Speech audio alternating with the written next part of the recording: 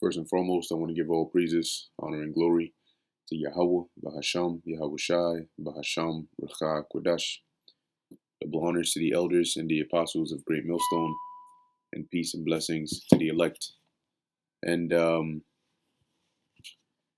here's an article from RT News. Okay, more prophecy, or at least the in the direction of prophecy, and this is relating to Ezekiel the 38th chapter. Okay, which really the first 7 verses, the whole chapter is good, but the first 7 verses, all right, when you understand it, okay, you will understand why this article is so important. Okay, and why, as it says, Turkish foreign minister speaks out on sanctioning Russia over Ukraine. And ultimately, according to prophecy, Turkey is going to be one of those nations that ends up on the side of Russia. All right, and that's why whenever you see, certain news with Turkey and Russia, especially lately, you pay attention to it, because it is a step closer to prophecy being fulfilled. So that's the time that we're living in. So that it doesn't come as a surprise. It's really just a matter of time. So let's read a little bit of this. Interestingly enough, they also mention Iran in here. So those are some key names, some key players. Okay, Russia, Iran, Turkey, China, Israel. It says Ankara only supports UN-backed restrictions. Mevlut Cavusoglu or Cavusoglu says Turkey will not be joining unilateral sanctions imposed on Russia by the West over the conflict in Ukraine. Turkish Foreign Minister Mevlut Cav said on Wednesday. Mevlut was asked how long Ankara would be able to resist pressure from the U.S. and its allies to put restrictions on Moscow ahead of talks with his Russian counterpart, Sergei Lavrov, on the sidelines of the G20 foreign ministers meeting in India's capital, New Delhi. Which is, interestingly enough, the Lord has set things up in a position to put Turkey in a position where it's almost as though if they don't go along to get along with the West, NATO, the U.S., the EU, then they're looked at as that troublemaker within the group. But Turkey is saying, look, as we're about to read, right? It says we don't need to resist anyone. We make our own decisions as a sovereign state. We don't join any unilateral sanctions. We support only those restrictions that are introduced with the backing of the United Nations, the foreign minister replied, as cited by the media. So he's basically firing back, saying, "You talking about how are we going to resist the pressure? We don't need to resist anything." You see, basically, Turkey is saying that we're not going to be coerced into doing anything that we do not want to do, just because we're in a certain alliance with somebody or whatever the case is there. And this whole Ukraine situation has really become that line in the sand that is separating and putting these world nations into position for this world war. It's really drawing those lines, because what are they doing now? They're antagonizing China, really Turkey in a way, definitely Russia, and it's all really over this whole Ukraine situation, because the U.S. has a problem with China over Taiwan, but also the U.S. has a problem with China because now they're saying China is either planning on or has already started supplying weaponry or drones or aid to Russia. But then again, the U.S. has been supplying all types of stuff to Ukraine. But when China does it to Russia, if they have, or if they even plan on doing it, they're their own country. Just like the U.S. and NATO and them chose to say, well, we're going to go up in Ukraine and support them and, do this, that, and the third. Well, if you look at it from the perspective of the Chinese or, whatever other nation, the Iranians, and they're like, well, our allies are Russia, so we're going to help them. It's very hypocritical, right? We can join in Yeah, because then you could say that, all right, no, nobody gets involved. Just leave it between Ukraine and Russia. And in that case, Russia would completely take care of Ukraine.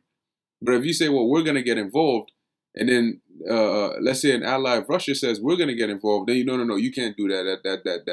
That's bad. Oh boy, and these nations are really getting tired of the BS and the hypocrisy of this beast.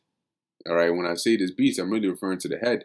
All right, which is Babylon or America, and they're only joined together now for a period of time, as it tells you in Revelation the 17th chapter, that the Most High has put it into their mind. It says that they reigned 1 hour with the beast. They didn't have their own kingdom necessarily, but they reigned together with the beast by joining and forming this power structure. But it's only because the Lord has put it into their mind to fulfill prophecy. And once that's done, that's done. Because then the next step in prophecy is that the Lord is going to put it into their mind to then partake in the destruction of America. Guess what? A lot of people are not going to see that coming, but it's coming. The day that the allies of America turn on America, that's going to happen. So there's that. Right? So it says it's not just about Russia.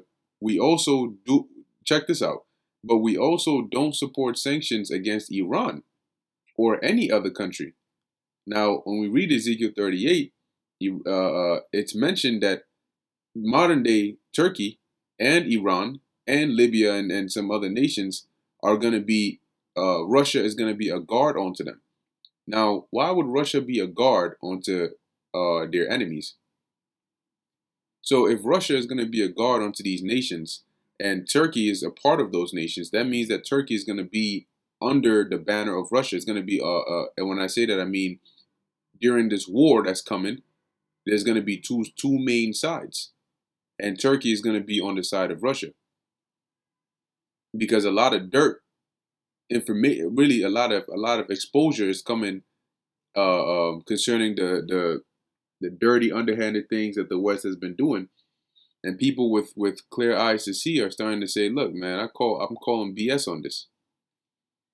It says, uh, Kavus Oglu, or just Cav, let's call him Cav, man, pointed out, adding that no one can put pressure on Turkey. India, which chairs the G20 this year, is hosting the summit on foreign ministers on Wednesday and Thursday. So that's today and tomorrow. The main part I wanted to also get here is they're basically saying they don't want the focus to be all about Ukraine. But then, where are we at?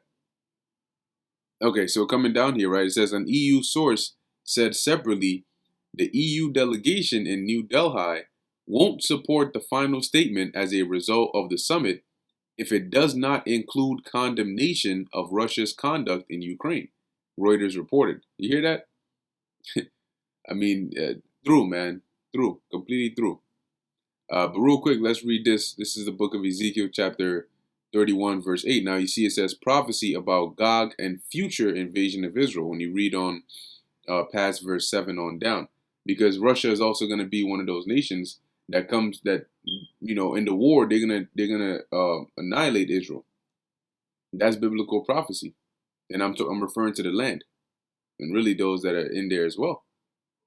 That's according to prophecy, right? So verse 2, it says, Son of man, set thy face against Gog and the land of Magog, which today, the Gog and Magog represents the modern day Russians. We've done we've gone into these, breakdowns, explaining this, showing the maps, the geography, the history, numerous times. So I'm just going to go straight to the point. But if you search in the videos, you'll find a breakdown on Ezekiel 38 that'll give you more details on it. All in all, Gog, the land of Magog, is talking about Russia today. Okay, now I'm not talking about RT News.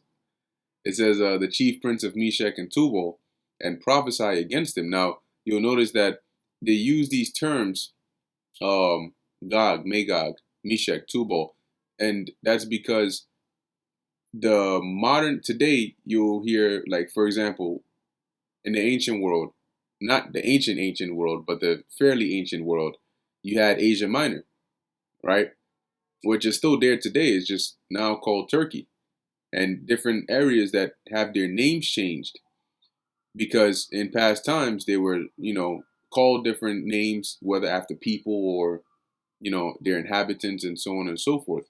So the at the time of this prophecy, at the time of this vision, when you deal with the book of Genesis, the 10th chapter, the earth in itself after the flood and after the ark, Noah's ark landed Mount Ararat, which I believe is somewhere in Armenia.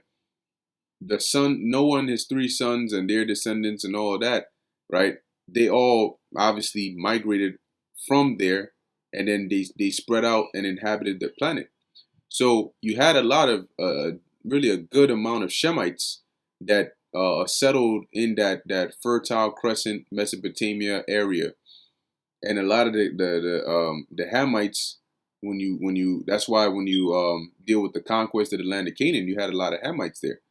Okay, so you had them right around that region of Palestine into Africa and so on, and then you had a lot of the uh, the the Japhites, which basically took over a large portion of the islands in the westward, right? So Asia Minor going into Greece and Europe and Spain and all of that. They had that, and they called it after their names where they dwelt. The land of Canaan is called the land of Canaan. Canaan is the name of an individual, right? The land of Israel is called the land of Israel, name of an individual, right?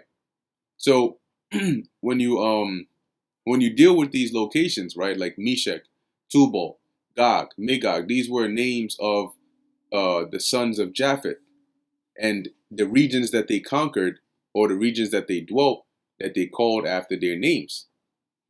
Now, this is a future prophecy. So though it may be saying the land of Magog, that land is now inhabited by the Russians. So that's how we know that it's not talking about the ancient Japhites. It's actually referring on to those that are dwelling in the land today. Obviously, at the time that this prophecy was given, the term, Russia and Turkey and all that they weren't a thing. The people existed, but today what we have wasn't here yet. Okay, so don't get tripped up on that. But as it says here, so we're dealing with Russia, right? So the Lord is telling Ezekiel to prophesy, right? To set his face and prophesy against Russia and say what? Verse 3, and say, thus saith the Lord God, behold, I am against thee, O Gog, the chief prince of Meshach and Tubal, and I will turn thee back and put hooks into thy jaws. So turn them back to what? Well, if you look at Russia not more, if you look at Russia maybe a couple of years ago, they were in that calm state, which now we're in that we're really in the fulfillment of the partial fulfillment of Ezekiel 38:4, because the Lord is turning Russia back into that war-like Soviet Union spirit. He's turning them back and putting that back into their spirit by causing the West and these other nations to threaten Russia and to provoke them. That is an example or a manifestation of the Lord putting hooks into the jaws of Russia, right? And turning them back. It says, and I will bring thee forth in all thine army. The second you hear army, you think of what? War. So all thine army, horses and horsemen, it's just dealing with their military, all of them clothed with all sorts of armor, even a great company with bucklers and shields, all of them handling swords. So what the Lord is saying here is that he's going to cause Russia to go back into that, that rough warlike spirit.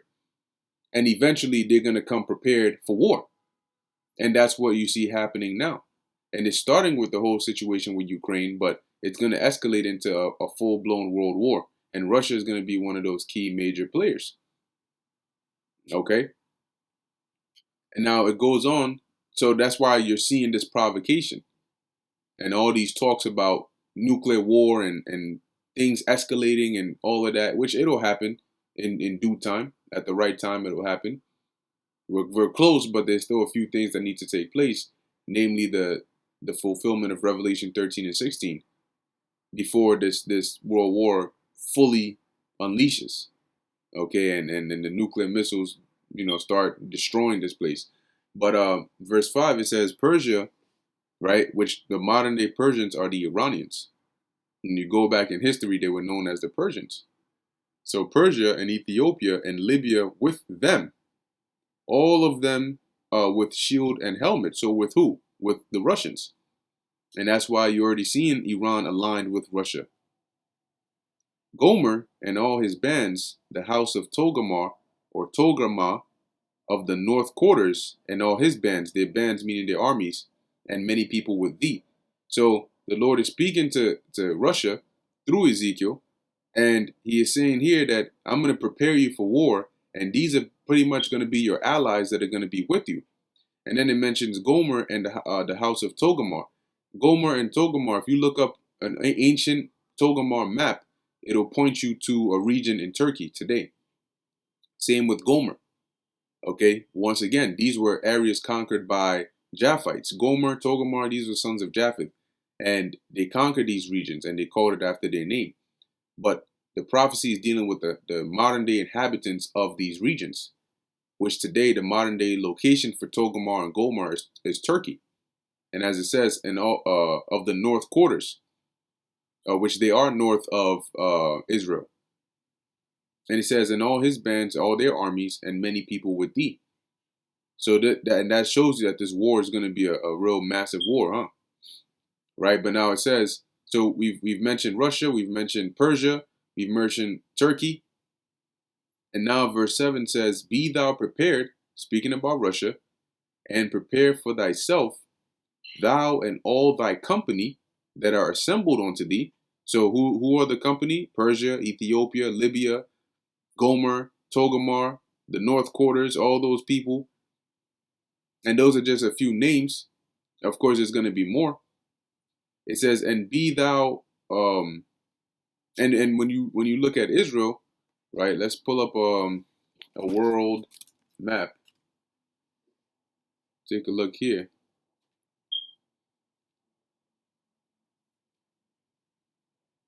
Let's see if I can get maybe a slightly better map.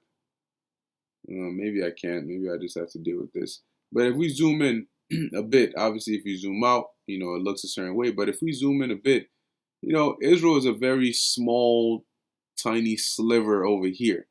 Okay, but you have Turkey, which is north of Israel, Russia, okay, which is also north of Israel.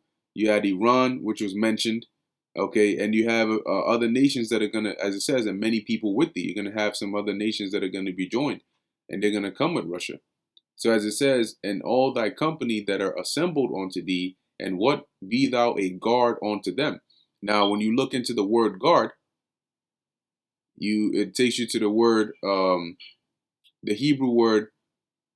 It says here, mashamar, okay, which you have the root word in there is shamar. Which the word shamar, before going in here, let me actually check out the word shamar and then we'll come back. So the word shamar means to keep guard. It says to watch, to ward, to protect, save life, watchman. Okay? To be on one's guard, to take heed. So to protect. So what is Russia going to do? Russia is going to, as it says, guard post, act of guarding. That is going to be, Russia is going to play that role as well.